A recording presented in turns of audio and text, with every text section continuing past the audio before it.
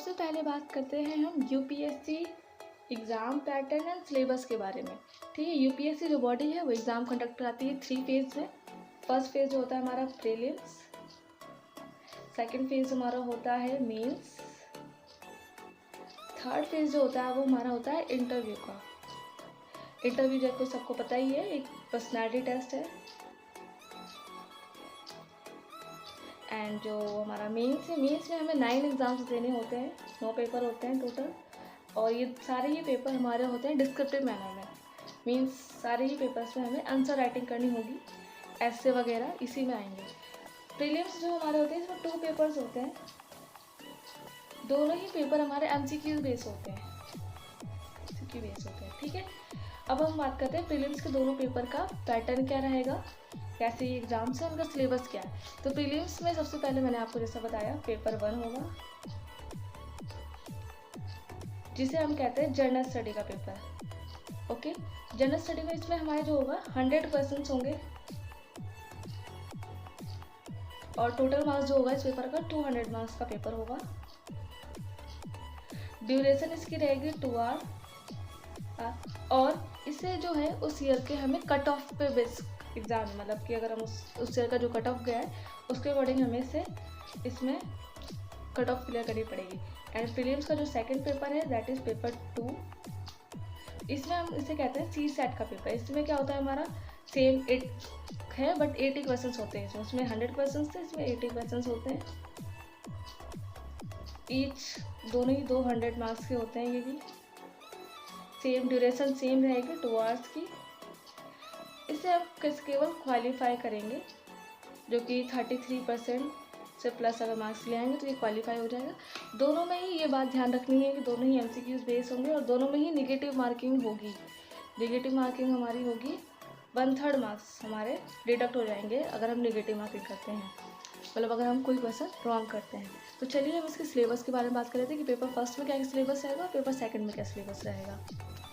चलिए बात करते हैं पेपर फर्स्ट के सिलेबस में कि हमें क्या क्या सब पढ़ना है और क्या किन बातों का ध्यान देना है। सबसे पहले अगर हमारा बात करते हैं करंट अफेयर्स की, जो कि बहुत ही इंपॉर्टेंट रोल प्ले करता है।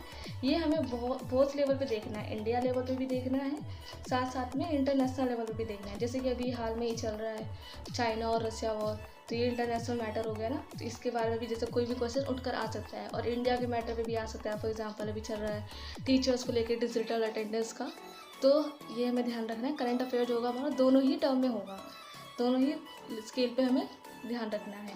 अब बात करते हैं हम हिस्ट्री की।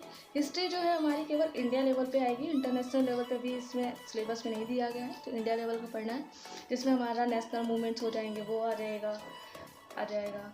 ओके, एंड और जो हमारी मिडिवल है, पोस्ट इंडिपेंडेंट है, एंशियंट है, एंशियंट मॉडर्न, ये सारी हिस्ट्री इसमें हमें ध्यान रखनी है, कहीं से भी क्वेश्चंस आ सकते हैं। थर्ड हमारा अगर बात करें जियोग्राफी, तो जियोग्राफी भी सेम है, इंडियन लेवल पे भी ध्यान रखना है, इंडिया लेवल पे भी, और साथ साथ में इंटरनेशनल लेवल पे भी जियोग्राफी के क्वेश्चंस आ सकते हैं, जैसे फिजिकल क्वेश्चंस आ सकते हैं, सोशल, इकोनॉमिक। ठीक है, इन सब पे हमें ध्यान देना है। अगर हम बात करें पॉलिटी की, तो पॉलिटी में सेम क्वेश्चंस इंडिया से रिलेटेड ही आएंगे, इंडियन कॉन्स्टिट्यूशन से, पंचायती राज, जो भी हमारा पार्ट है कॉन्स्टिट्यूशन का, और इंडिया से रिलेटेड जितने भी पॉलिटिक्स इशू हैं, कॉन्स्टिट्यूशन से रिलेटेड कुछ जितने भी क्वेश्चन हैं सब इसमें आएंगे, पंचायती राज, पॉलिटिकल सिस्टम, राइट इशू। ठीक है, तो ये सब ध्यान रखना है हमें। इसमें भी पब्लिक पॉलिसीज़ जो आ रही हैं डेली, जो पिछले पहले भी जो आ चुकी हैं, जिन्होंने बहुत अच्छा रोल प्ले किया है, तो उन सब के बारे में भी हमें ध्यान रखना है यहाँ पे। अब हम बात करते हैं इकोनॉमिक की, तो इकोनॉमिक्स में वही सिंपल है। इकोनॉमिक में हमारा आएगा सस्टेनेबल डेवलपमेंट, पॉवर्टी से related questions, inclusion, demographic, social sector initiative etcetera. तो इकोनॉमिक्स में भी हमें ध्यान देना है, बट हाँ इसका भी है इंडियन लेवल पे आएगा, इंटरनेशनल लेवल पे भी हमें ध्यान नहीं देना है। बट हाँ जो चीज़ें अफेक्ट कर रही है इंडिया को इंटरनेशनल लेवल के थ्रू, तो वो हमें चीज़ें ध्यान देनी है इकोनॉमिक्स में भी।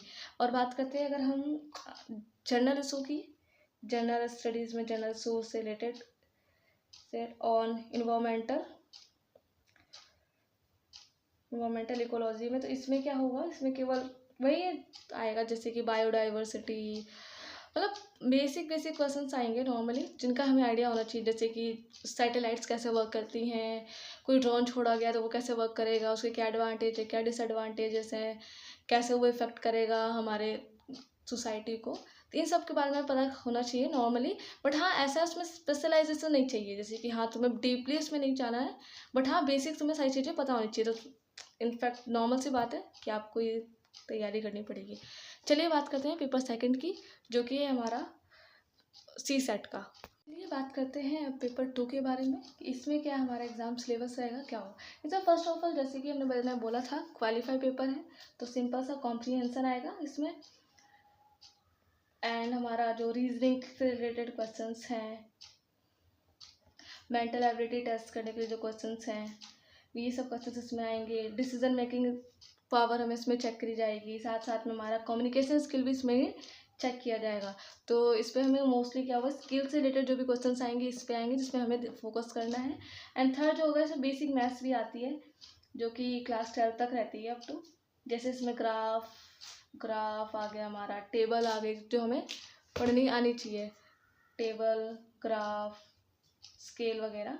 तो ये सब हमारा इस पेपर 2 का सिलेबस है, जो कि बच्चे बहुत नेगलेक्ट कर देते हैं कि ईजिली हो जाएगा, बट नहीं, इसमें बहुत सारे बच्चे अभी 2023 के एग्ज़ाम्स में काफ़ी बच्चे इसे ही क्वालिफाई नहीं कर पाए थे, तो इस पर भी फोकस करना है। और इसकी मैं एक डीप वीडियो बनाऊंगी, जिसमें मैं आपको बताऊंगी रीजनिंग और मेंटल से रिलेटेड जो जो मैं पढ़ूंगी वो आपको मैं साथ में बताती रहूँगी। ओके, तो चलिए बात करते हैं अब मेंस की पेपर की। चलिए बात करते हैं मेंस एग्ज़ाम्स की, कि मेंस में कितने एग्ज़ाम्स होते हैं और कैसे कैसे वो एग्ज़ाम्स होते हैं। तो फर्स्ट हमारा पेपर होता है, वो हमारा होता है लैंग्वेज का पेपर। ओके, जिसमें हमारा एक होता है हमारा इंग्लिश, जो कि कंपलसरी है, एक और हमें कोई भी इंडियन लैंग्वेज चूज़ करनी होती है। इनके एग्ज़ाम्स होते हैं, तो पेपर 1 और 2 होंगे, ए और बी पेपर होगा, एक इंग्लिश का और एक हमारा चूज़ लैंग्वेज का। ओके, तो इसमें जो पेपर होता है हमारा 3 आवर्स का पेपर होता है, दोनों ही 3 आवर्स के पेपर होंगे और 300 मार्क्स के होंगे। मेन बात इसमें यह है कि ये क्वालिफाई पेपर होता है, आप इसे क्वालिफाई करेंगे तो ही आपके एग्ज़ाम्स में अदर कॉपीज चेक होंगी, अदरवाइज नहीं। मतलब इम्पॉर्टेंट है, इससे आपके रैंक इफेक्ट नहीं करेगी, बट क्वालिफाई करना बहुत इंपॉर्टेंट है। फिर इसके बाद हम बात करते हैं एसए की। एसए पेपर होगा एक हमारा, फिर हमारा होगा जीएस का पेपर। जीएस के हमारे पेपर 4 होंगे, 1 2 3 4। First paper GS second, GS third and GS fourth. Fourth में हमारा जाता है ऑप्शनल का पेपर, हमारा होगा मेंस में। ये सारे ही डिस्क्रिप्टिव पेपर हैं, ऑप्शनल के पेपर 2 होंगे, ए और बी। ओके, तो हमारा ईच एग्ज़ाम जो है वो हमारा 250 मार्क्स का होगा, और टोटल हमारे 7 है, 1 3 4 7 एग्जाम्स है, तो 7 multiply by 250, that is 1750 marks का हमारा ये एग्ज़ाम होगा। ओके, तो अब हम बात करते हैं, देखिए लैंग्वेज में तो सिंपल, आपको ऐसे वगैरह लिखने को आएगा, अपनी लैंग्वेज में लिखना है, कोई भी एक पर्टिकुलर क्वेश्चन आ सकता है, उसके ऊपर हमें ऐसे लिखना है। सिमिलरली ऐसे का भी हो जाएगा, जो आप सिलेबस पढ़ेंगे इन्हीं से एक क्वेश्चन आके आपसे उस टॉपिक से रिलेटेड ऐसे पूछ सकते हैं, या फिर वो करंट अफेयर से रिलेटेड भी हो सकता है, जैसे आप कैसे भी क्वेश्चन आ सकते हैं ना, तो वो आपको देखना है। एंड साथ में जीएस का हम पेपर का सिलेबस देखते हैं कि इसमें जीएस के पेपर का सिलेबस क्या है। ओके, जीएस का जो सिलेबस है उसमें अलग अलग एग्जाम के लिए अलग अलग सिलेबस है। जीएस फर्स्ट जो एग्ज़ाम है उसका सिलेबस होगा हमारा हिस्ट्री से रिलेटेड होगा। फॉर एग्जांपल हमारा हेरिटेज हिस्ट्री से रिलेटेड है ना, एंड हमारा कल्चर आ जाएगा, साथ में ही हमारा और भी जो क्वेश्चन है हिस्ट्री से रिलेटेड वो क्वेश्चन आएंगे इसमें। और जियोग्राफी में हमारा इंडियन और इंटरनेशनल, मतलब वर्ल्ड की भी जियोग्राफी और इंडिया की जियोग्राफी से रिलेटेड क्वेश्चन आएंगे। जीएस सेकंड जो पेपर होगा वो पॉलिटिकल साइंस से ज़्यादा अफेक्टेड होगा, तो उसमें पॉलिटी से क्वेश्चन आएंगे, कॉन्स्टिट्यूशन, गवर्नेंस, ठीक है, इंटरनेशनल रिलेशंस, जस्टिस, ये सब इसमें आएगा, इंटरनेशनल रिलेशन एक्सेट्रा, ठीक है।